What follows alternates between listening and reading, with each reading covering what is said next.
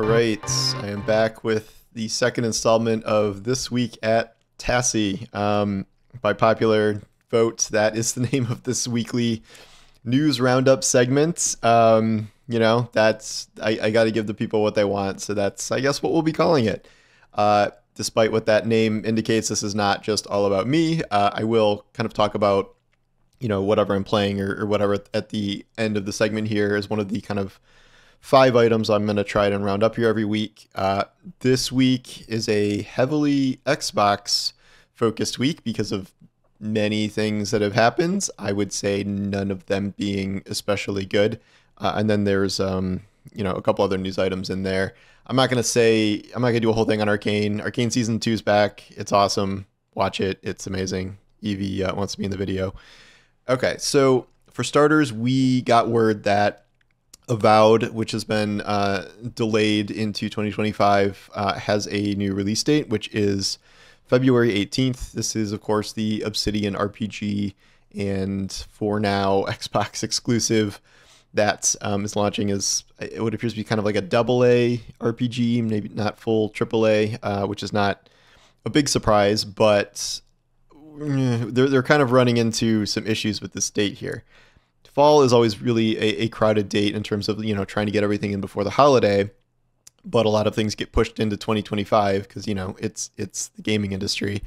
So now Avowed has to go up against, here's the list: Kingdom Come Deliverance 2 on February 11th, Civilization 7 on February 11th, Assassin's Creed Shadows on February 14th, and then Avowed is February 18th, and then Monster Hunter Wilds is February 28th. So it is diving into a very crowded field there. And I don't know what that means for its fortunes. The thing with Xbox is you never really know if something is going to sell well because they're never going to be reporting actual sales, especially for something that is still an Xbox exclusive and is going to be launching on Game Pass. It does not seem like, the perhaps smartest decision to surround it with all those other really big games. But that is where we are at. And given that it is mid-November, it does seem pretty unlikely that that date will change. It's not impossible. Games have moved dates on a shorter basis, but that's where we are right now. I have faith in Obsidian. I've never really been a fan of the look of this game, but it does look fun to play. And I am okay with a shorter RPG experience, like the Outer Wilds. I really like that game. So I know we all wish that Obsidian was making a new Fallout game or something, but c'est la vie. This is what they're doing. I guess I'll just go right into the next Xbox item. We'll channel these together. This is a quote where Phil Spencer said, "There are no red lines when it comes to what Xbox exclusive games may end up coming to PlayStation. We are already in a really weird situation here in terms of what is and is not coming to other platforms, namely PlayStation. Obviously, all Xbox games have a PC counterparts, which has been the case for a long time. But these Game Pass launches may come to PlayStation either immediately or eventually or never. But the point being is nothing is off the table now. So right now, Starfield launched as an Xbox exclusive. Avowed is launching as an Xbox exclusive. There's no news that those are going to be headed to PlayStation, but nothing is being ruled out, so they could be. We know things like Indiana Jones is on a time delay with PlayStation, and then we know other games, Doom, The Dark Ages is coming to PlayStation day and date. Obviously, something like Call of Duty is coming to PlayStation day and date, or already did, as Microsoft promised, the legal system. But he literally brings up Halo. He's like, we haven't made a decision about the next Halo yet in terms of its exclusivity. And it's just very strange to sort of see the Xbox brands almost dissolve in a lot of ways. This is the game half of it, and then the next item here is the hardware half of it and the platform half of it, where if you're essentially just becoming a third party publisher, why are you not keeping, I guess, even major things for yourself if you're seriously considering putting something like Halo on PlayStation? I get that console wars are stupid or whatever, but you still want some kind of a brand identity, and just sort of throwing in the towel and unleashing your catalog everywhere has always been kind of a strange decision. And it's not even like they're third party, because third party games almost always, unless there's some explicit deal, will come to all platforms, no matter what. Whereas this, no one has any idea whether past games, current games, future games will come to somewhere like PlayStation, when upcoming games, like are Xbox's biggest games going to come to PlayStation or launch on PlayStation? Perfect Dark, Fable, eventually Elder Scrolls 6.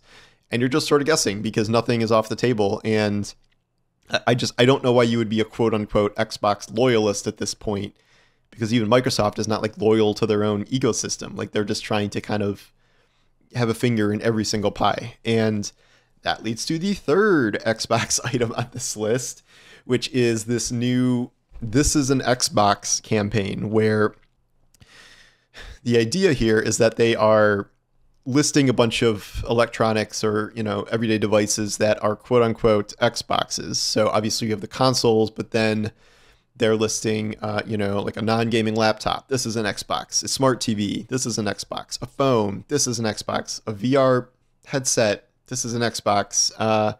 Amazon Fire Stick. This is an Xbox. And the idea obviously is this long-running, notion and idea that Microsoft has put forward, that Xbox is everywhere. And so all of these devices are Xboxes, and you can just join the ecosystem and get on board with the Xbox brand. And, I hate this. It's very cringy, first of all. Like the whole campaign is just, like I saw it, and this is just a terrible campaign to start with. But I will never really understand this current philosophy. It feels like one of those things where, this is quote unquote the future. This is where everything is heading. And like, it's going to be a cloud focused thing, and there's not going to be any more consoles. And like, I hear this all the fucking time. Like, we have been hearing this for years about, all games are going to move to motion controls. Like, look at the Wii. Everything's going to be VR in 10 years. 8 years ago, people were saying that. And then of course, Xbox itself was, heavily leaning into a discless future when they launched the Xbox One, and they were like, they knew that everything was kind of moving toward digital, and it is, but everyone got so pissed at them that the Xbox One launched as a pretty big flop, and that carried forward for 2 generations, even if they were quote unquote right.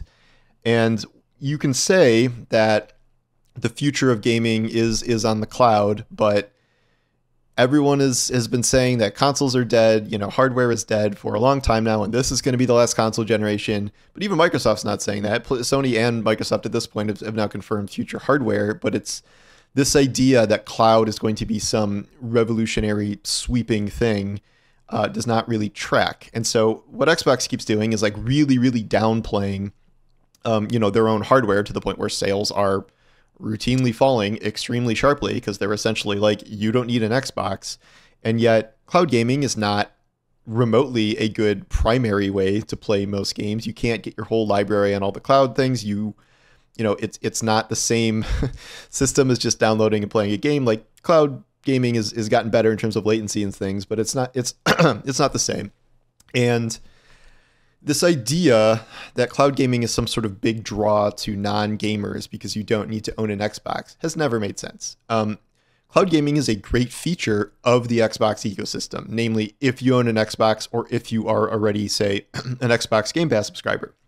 This idea that there's this giant market out there who would love to play AAA Xbox games, but they don't want to buy a $300 to $500 console, but they will subscribe to Game Pass. Like, who are these people? Like, I don't understand how this is more than like 0.5% of the market. So, you can say this is forward looking for Microsoft and, they're embracing the future, but like, I don't buy it. Like, sure, maybe cloud gaming is the future, just like VR is the future and motion, like, but is this 5 years away, 10 years away, 30 years away? Like, this idea that, we're so smart, we're so ahead of the game, like, this is where things are moving and we're out in front. Like, I don't really buy that. And this ad campaign is leaning so heavily into that it feels very strange to me. And this has been universally almost pretty poorly received by most outside observers. So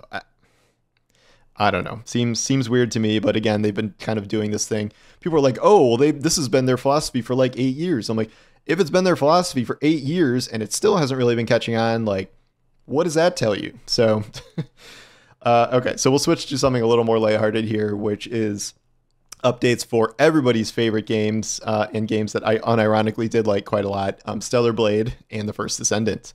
Similar genres in one way, but not in others. Adventure game versus a looter. But Stellar Blade finally announced that they are doing their big Nier crossover. This is very elaborate. It's something like they have the whole vendor, pulled over from the other game. They have 11 outfits or something that you can purchase from them to be like other characters, modified versions, all this stuff. And this is representative of the kind of bromance between the creators of Stellar Blade and Nier. Like, they're huge fans of each other. Stellar Blade is very, very, very obviously inspired by Nier, and this is something that they promised for a long time. It's coming with like other outfits and photo mode. I am shocked this game did not launch with photo mode. Like, if there was a game you would think would get good use out of photo mode, it's this one. What we don't really know is the plans from Stellar Blade from here. They've talked about expansions, they've talked about a sequel, but none of that has really been announced. And in terms of things that have been announced, I think this is sort of the end of the roadmap, from what I can tell. Maybe they're doing like a Nike, I don't know how to pronounce that, crossover with their own IP, but this is the last kind of major update we know about, so we'll see. I'm not really going to log back in until we get like actual new things to play. Again, despite all the drama around, like, I genuinely like Stellar Blade. It's one of my top, most liked games of the year. So if there's more to play, I'll play it. First Descendant just announced their second season today. 2 new Descendants are coming. A guy and, of course, a girl. Can't have a launch without a girl. They're really trucking along here. They are kind of putting out the same volume of content that they've kept promising. Player count, it's settled into like fine, a decent area. It's not like anything huge anymore. I feel like it's like 40,000 concurrents a night on Steam, which is, that's good. And then I've put it down for a while just because I got really tired of the grind, and it was so time consuming that I have too much other stuff to do. I did really like the game. I think it could do a lot of things better, but it's, one of these days, maybe I'll circle back around for a new season. The funniest part of the news today is that Nexon has officially confirmed that they will be adding jiggle physics into the game. The most requested feature, well, maybe not the most, but by the player base. It is genuinely very funny, like how, I would say even more than Stellar Blade, how much Nexon just leans into like the fan base here, or like the majority of the fan base, with like straight up like bikini outfits. They patched out, there was like a sexy nun outfit and they removed a piece of fabric because people said it was too covering things up too much, and now they're adding jiggle physics. Before this gets clipped, I think it's just very funny. Like it's kind of unique in this day and age to see a game like just so unabashedly embrace this kind of thing that it's pretty funny to watch. In terms of kind of the last item here, I will just talk a little bit about me playing Metaphor. This is not normally a game that would be on my radar. I don't have a history with the Persona series, and this is obviously, from Atlas. I just heard way too many good things about this game to avoid it. And what I've really heard is that even if you haven't played Persona, this is a good kind of jumping off point into this genre. And, it's got a really good hook and story, and it's a surefire game of the year contender if we're, putting it up there with Final Fantasy VII and Astrobot and things. So I am diving into that. I didn't quite realize I was committing to like an 80-hour playthrough. But I given that this dungeon I just finished, where you fight this necromancer, took like 2 days just to get through the dungeon. I just beat him like 10 minutes ago. I'm very happy about that. But it's a lot to learn. I've been asking people for advice online, and I've learned some good things. It's a lot to process, but it's also pretty accessible. I'd say I'm just playing on normal, so like it's not nuts. The biggest things to get used to are this like the date is constantly moving forward thing, and every time you do activities, it moves the date forward. Sometimes that's fine. Other times you have like a really strict date deadline where if the date passes, you lose or fail or something bad happens. So it feels like there's an odd bit of pressure on you there. I'm still in sort of like a contained version of the story right now. I think it's starting to open up after that enormous dungeon. And I can do kind of more side activities and things. So I'm curious how that expands. If you've been following me, I don't like. I always said like I couldn't really stick with Baldur's Gate 3 because of like turn-based combat, but like there's different kinds of turn-based combat. Like Baldur's Gate 3 is like very much like the tabletop, like move here, this is your turn, like move these spaces, use this skill, you're on high ground. Like it's very, very, very tactical. Whereas something like this, it's like Pokemon. It's like you have your list of moves, there's weaknesses, there's some amount of tactics. Like, do you pass turns? Do you move forward and backward in formation? But this to me is like a more accessible version of this that like this isn't my main type of game, but like this type of battling is not going to make me like quit the game. Whereas like Baldur's, just not my thing. And again, I know Baldur's is amazing. It's just, that was not really my thing. Whereas this also not, but it's also something I'm not just going to give up because it's not, a hack and slash action game. So I'm having fun with that. I'm going to have to spread out the time it takes to play this game because, you've got Destiny things launching, you've got Indiana Jones launching. Like there's a lot of other stuff that I'm gonna have to get to as well. So I'm not like, it's kind of good I get to take my time because I don't need to rush through it to give it a review score or something. So it's already way too late for that. I'm sort of just doing it for fun, which is rare because I never really get to play games only for fun. I'm really only doing it to write about it. I don't even know if I write about this. I'm kind of just playing it to play it. Anyway, that is this week at Tassi. Not like the craziest amount of gaming news this week, but really, really heavily Xbox focused. So let me know what you think in the comments about the news items, this format, whatever, and I'll talk to you soon. Take care.